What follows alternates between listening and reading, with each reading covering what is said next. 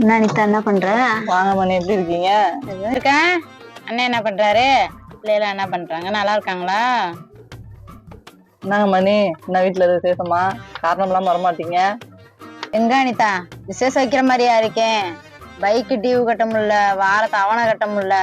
அதான் உன்ட்ட எதனா ஐடியா கேட்டு போலான்னு வந்தேன். ஐடியா கேட்க வந்த மாதிரி தெரியலையே.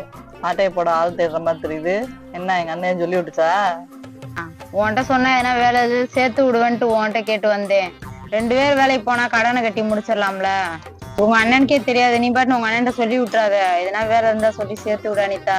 உடனே நான் வேலைக்கு சேர்த்து விட்டு நான் உன் புருஷன் திட்டு வாங்குறதா? முதல் போய் புருஷன் பெர்மிஷன் கேட்டுட்டு வா, அப்புறம் பார்க்கலாம். அண்ணன் தானே பர்மிஷன் கேட்கணுன்ற, கேட்டு வரேன். அப்புறம் என்னை சேர்த்து விடு, வரட்டா? போடி போ. இதுல வீட்லயே வேலை பார்க்க மாட்டா, இதுல வெளியே போய் வேலை பார்க்க போறாங்க. போய் நல்லா எங்க அண்ணன் குத்து வாங்கிட்டு வா.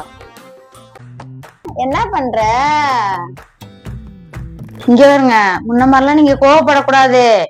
நம்ம 2 பேரும் சேர்ந்து வேலைக்கு போனா வீடு வாசலை கட்டி 4 பேருக்கு முன்னாடி கௌரவமா இருக்கலாம். நான் மாசம் 1000 ரூபாய் தரேன், தண்ணி அடிச்சுட்டு சந்தோஷமா இருங்க, சரியா?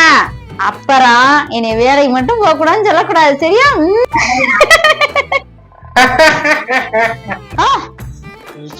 செய்வன்னு தெரிஞ்சுதான்டி கத்தி வாங்கி வச்சிருக்கேன். காலையில வேலைக்கு போறோம்னு தெரிஞ்சு வச்சுக்கோ.